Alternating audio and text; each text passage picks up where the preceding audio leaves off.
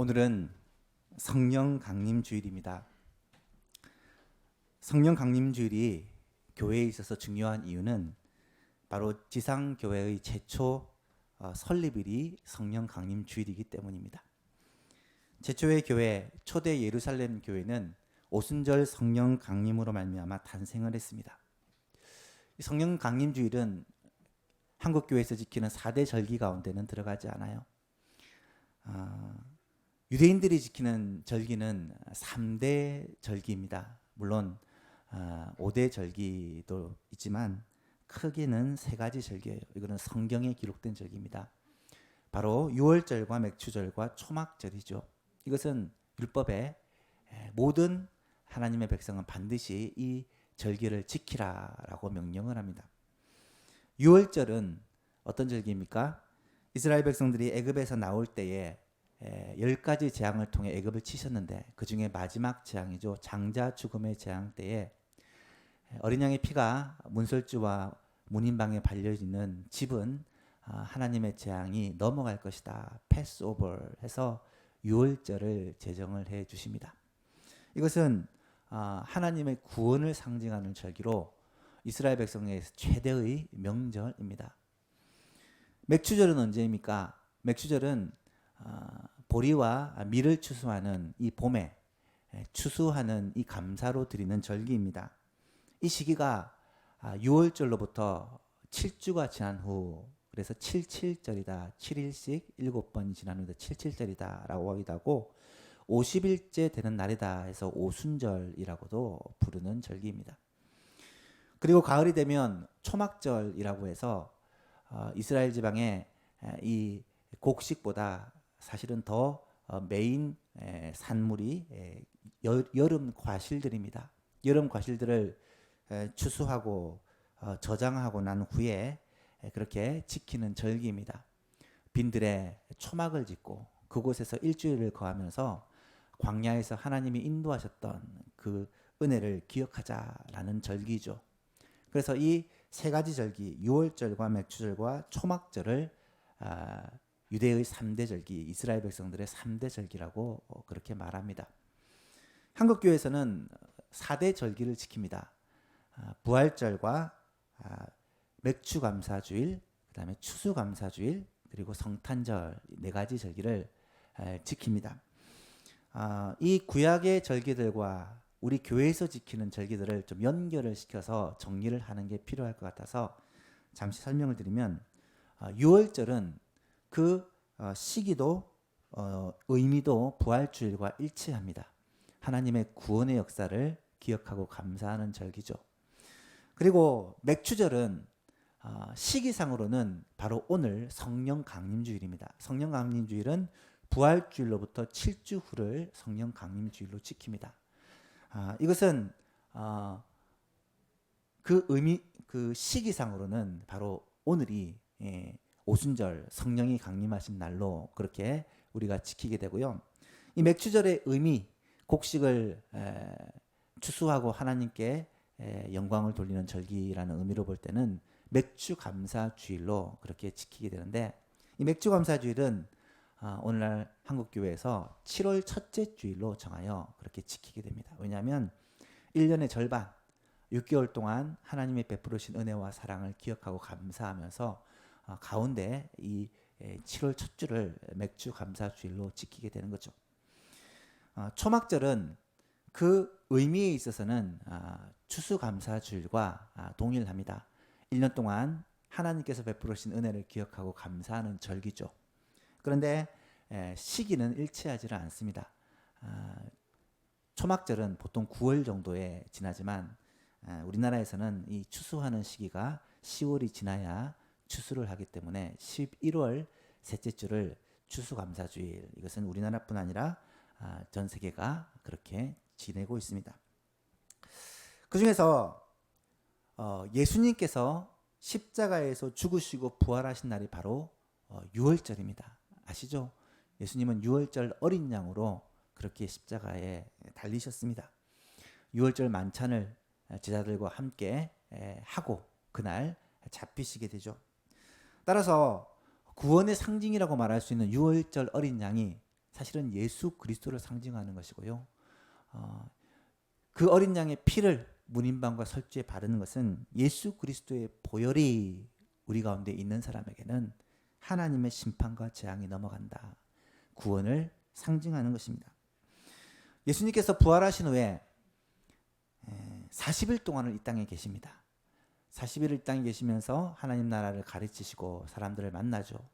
그리고 예수님이 500여 형제들이 보는 가운데 하늘로 올리십니다. 그러면서 내가 약속하신 것을 기다리라 라고 명령을 하죠. 500명 형제들 가운데 120명의 사람들이 마가 요한의 다락방에 모여 오로지 기도하기를 힘씁니다. 그렇게 기도하지 열흘째 되는 날 오순절이 이릅니다. 예수님이 부활하신 후 40일이 지난 후 승천하시고 열흘이 지난 후 50일째 되는 날, 이 오순절 아침에 어떤 일이 벌어지느냐? 성령 강림의 놀라운 역사가 나타나게 되어지죠. 성경은 오순절 날 아침에 이 성령 강림의 역사가 일어났음을 증거하고 있습니다. 사도행전 2장 1절에 보니까 오순절 날이 이미 이름에 그들이 다 같이 한 곳에 모였더니 호련히 하늘로부터 급하고 강한 바람 같은 소리가 있어 그들의 앉은 온 집에 가득하며 마치 불의 혀처럼 갈라지는 것이 그들에게 보여 각 사람 위에 하나씩 임하여 있더니 그들이 다 성령의 충만함을 받고 성령이 말하게 하심을 따라 다른 언어들로 말하기를 시작하니라. 오순절 성령 강림 사건으로 말미암아 보혜사 성령이 이 땅에 임하셔서 각 사람 위에 임하여 있게 되는데요. 이때부터 예수님을 구주로 영접한 모든 그리스도인들에게는 성령이 함께 하시게 됩니다.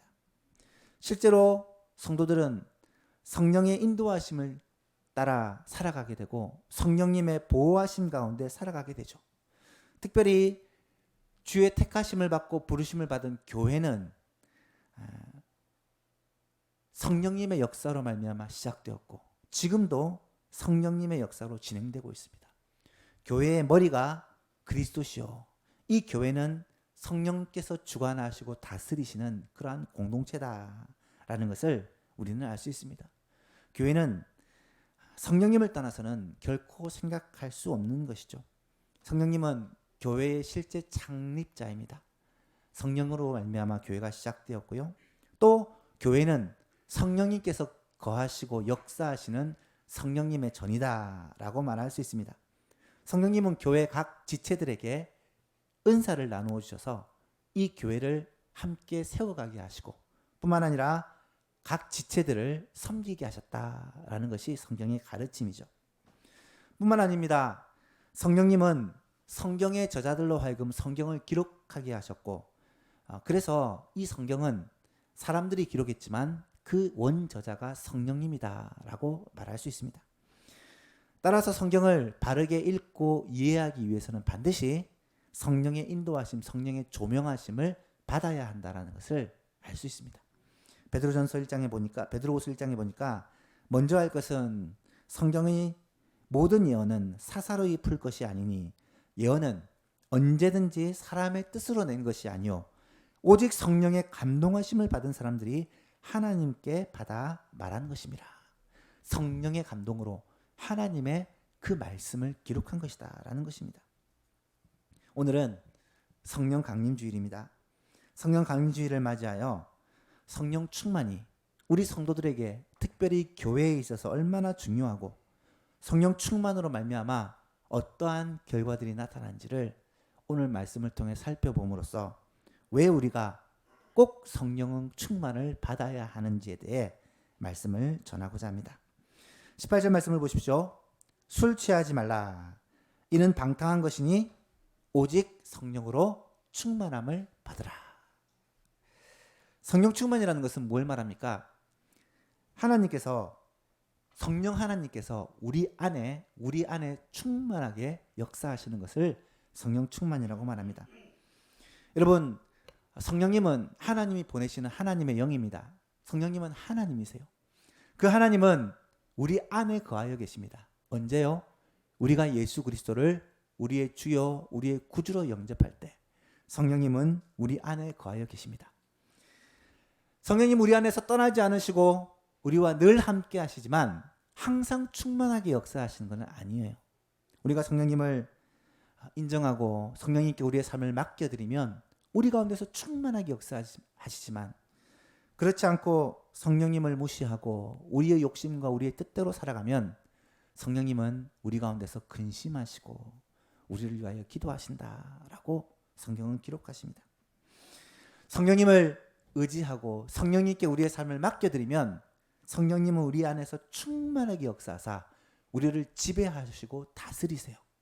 우리의 생각과 마음과 의지와 삶을 성령께서 주관해 주신다는 것입니다. 이것을 가리켜 성령 충만이라고 말하는 것이죠. 성령 충만, 이 성령 충만을 누리며 사는 것이 그리스도인다운 삶을 사는 거예요.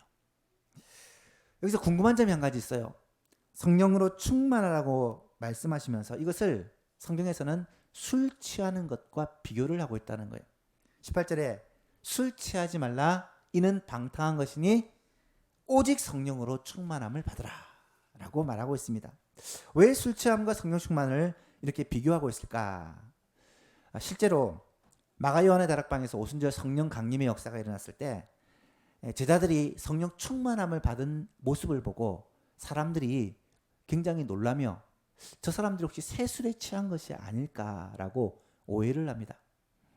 사도행전 2장 12절에 보니까 다 놀라며 당황하여 서로 이르되 이 어찌된 일이냐 하며, 또 어떤 이들은 조롱하여 이르되 그들이 새술에 취하였다 하더라.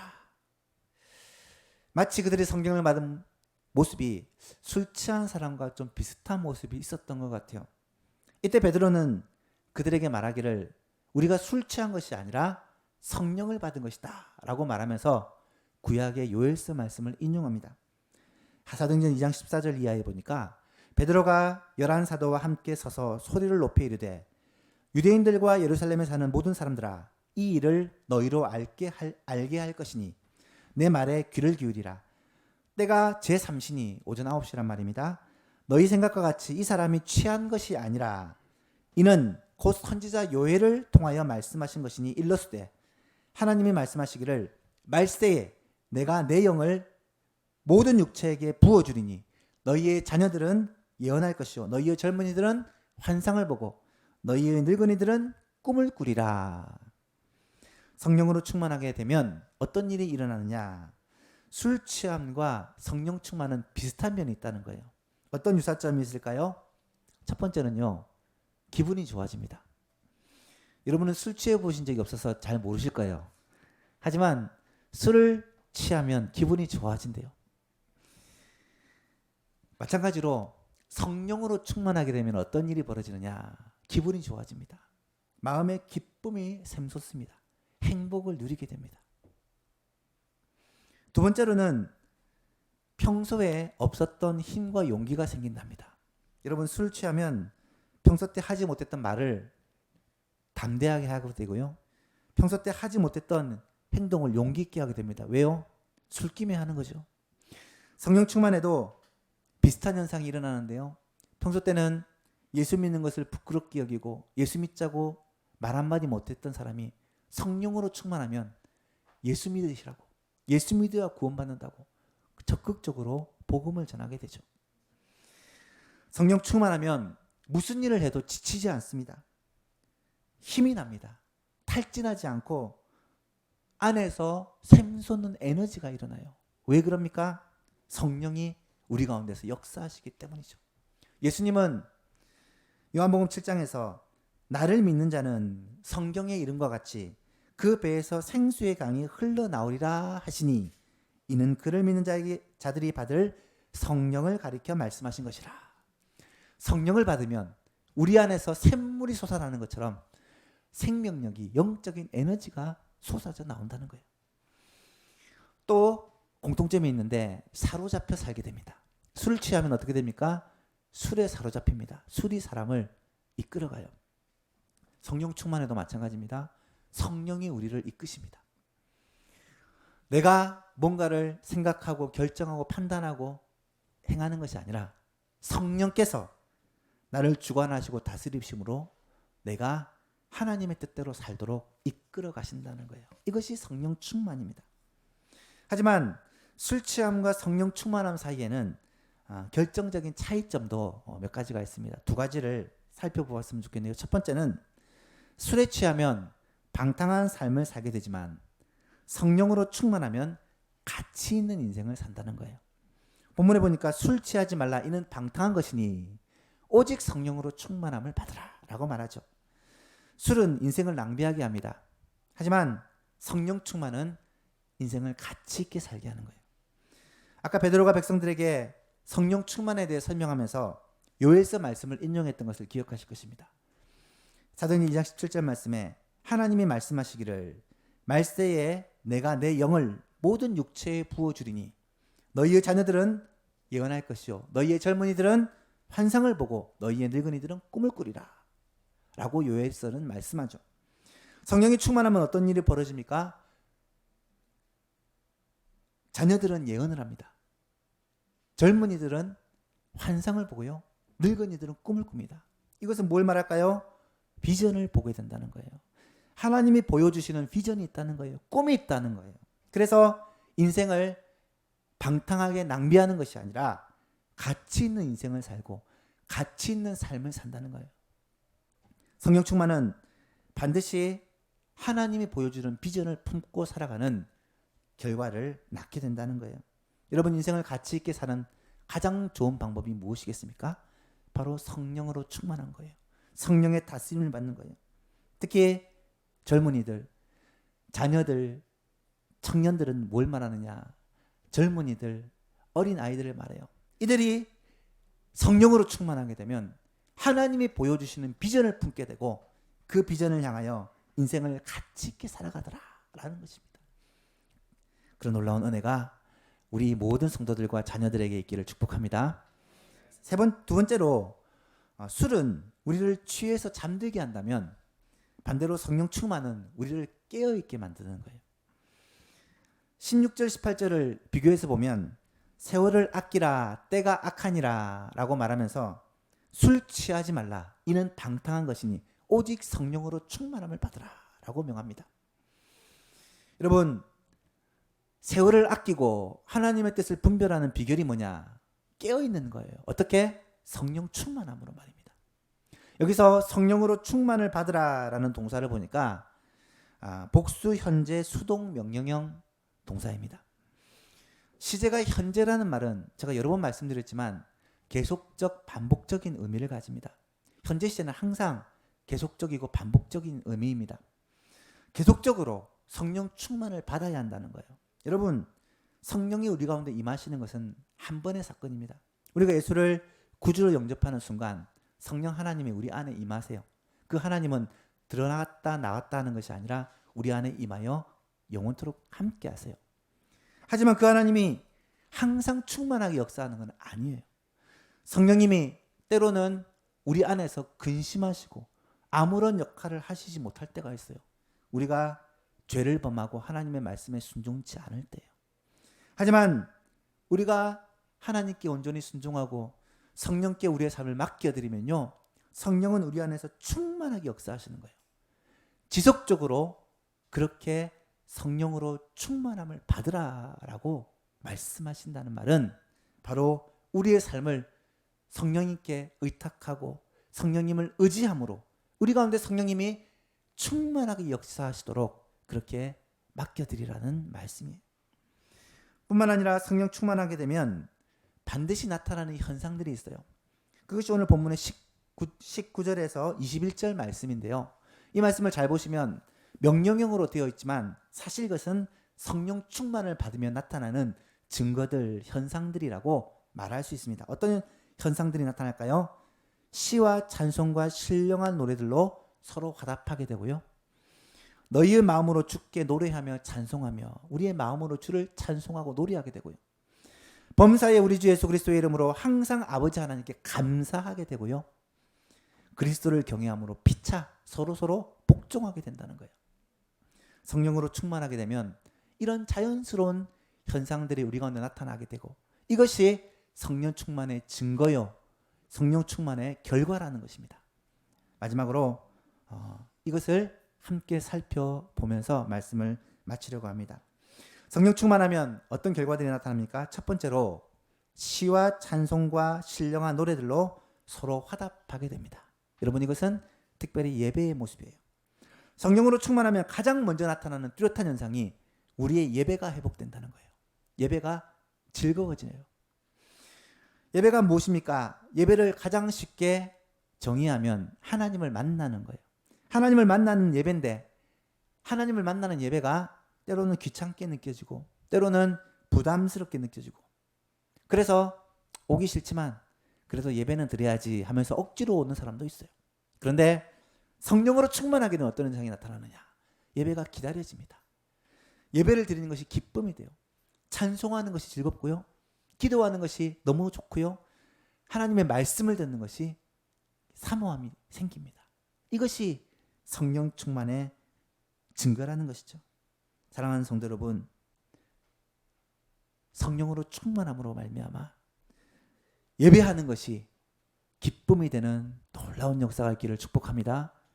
찬송하고 기도하고 하나님의 말씀을 듣고 하나님으로부터 복받는 것, 그리고 성도들과 함께 교제하고 함께 예배드리는 것이 우리들의 기쁨이 되어지고 예배를 사모하는 마음이 우리 가운데 풍성하게 일어나기를 주 예수 그리스도 이름으로 축복합니다.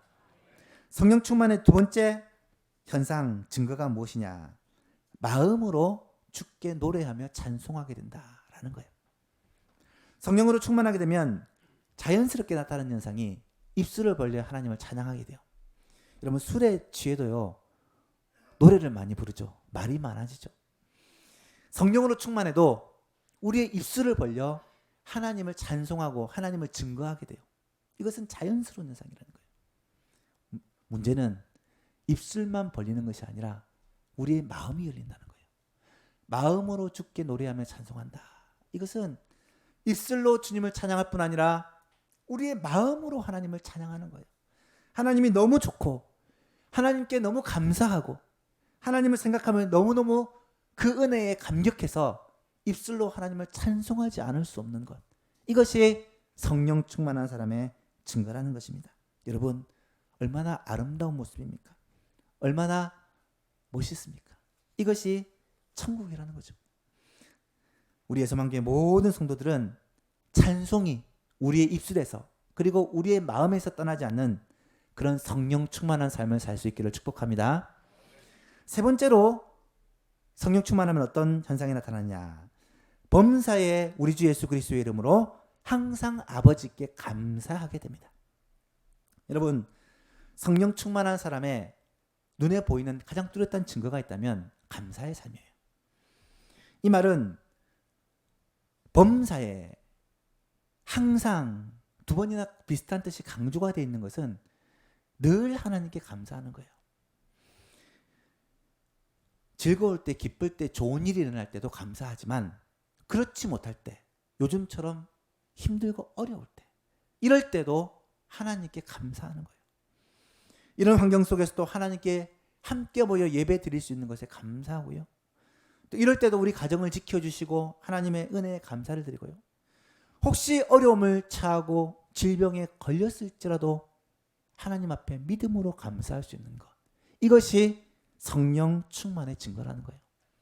제가 좋아하는 자송 중에 그리 아니하실지라도 감사해요 주님 뜻을 믿기 때문이죠. 이 찬양 아시죠? 내 마음과 뜻대로 될 때도 감사하지만 혹시 내 생각과 내 뜻대로 되지 않을 때 그리 아니하실지라도 감사해요. 왜냐하면 주님 뜻을 믿기 때문이죠. 하나님의 역사와 섭리와 모든 것을 합력하여 선을 이루시는 그 하나님의 섭리를 믿기 때문에 항상 모든 일에 감사하는 것, 이것이 구원받은 성도, 성령 받은 자들의 모습이라는 거예요. 사랑하는 예수님 여러분, 성령으로 충만하여 우리 입술에서 불평불만이 떠나고 짜증과 분노가 사라지고 감사와 하나님을 향한 찬송이 끊어지지 않는 놀라운 은혜가 있기를 축복합니다. 마지막 네 번째로 성령을 받은 사람은 어떤 삶을 살게 되느냐? 그리스도를 경외함으로 서로 피차 복종하는 삶을 살게 된다라고 말씀합니다. 성령 충만한 사람의 특징은 서로서로 복종하는 거예요. 여기서 피차 복종한다라는 말은 굉장히 강한 표현이에요. 그냥 서로를 배려한다, 질서나 평등의 삶을 뛰어넘는, 어쩌면 이것은 그리스도 안에 있는 이 성령 공동체에서만 가능한 삶이에요. 왜냐하면 이것이 바로 예수님의 모습이고 이것이 바로 성령님의 모습이기 때문이에요. 예수님의 온유와 겸손을 배워야 된다라는 것을 여러분 잘 아실 거예요. 성령님도 그런 분이에요. 성령님의 별명이 뭐냐면 부끄러워하는 영입니다. 성령님은 자신을 전면에 드러내는 것을 꺼리세요. 성령님은 하나님 아버지를 높이고 영광 돌리고요, 예수 그리스도를 소개하고 드러냅니다. 어쩌면 자신을 뒤로 숨기시는 영이다라고 그렇게 표현을 해요. 여러분, 성령으로 충만한 사람도 이와 같습니다. 자신을 드러내고 사람들 앞에 높아지려는 마음, 인정받으려는 마음보다 온유하고 겸손함으로 예수 그리스도의 모습, 성령님의 모습을 담는 거예요. 그래서 서로를 존중하고 섬기는 거예요.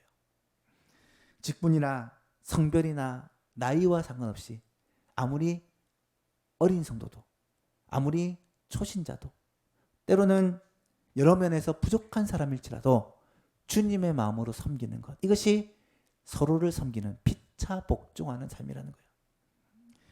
또한 이 서로 복종하는 모습은 공동체 가운데서 잘 나타나게 돼요.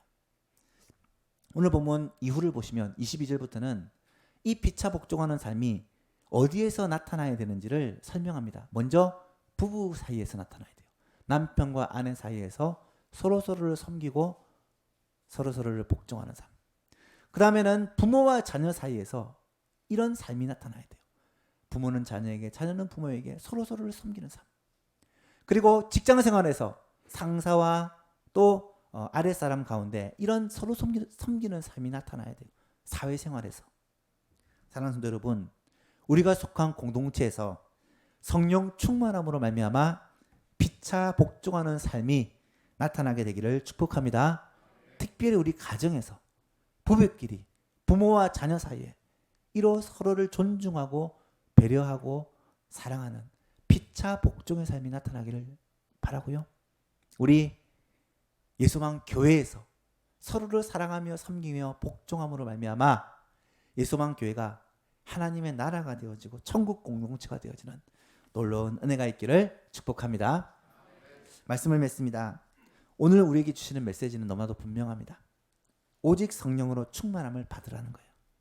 우리 안에 계신 성령님께서 근심하여 있고 위축되어 있는 것이 아니라 성령님께 우리의 삶을 맡겨드림으로 말미암아 우리 안에 충만하게 역사하시고 우리를 지배하고 다스리시는 놀라운 삶을 살게 될 수 있기를 축복합니다.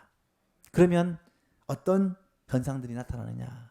오늘 본문에서는 성령으로 충만하면 하나님을 기쁘게 예배할 수 있고요, 또 우리의 입술로 하나님을 찬송하게 되고요, 마음으로 하나님을 찬송하게 되고요, 또한 입술에서 감사가 떠나지 않게 되고요, 더 나아가서 서로를 섬기는 피차 복종의 삶을 살게 되는 거예요.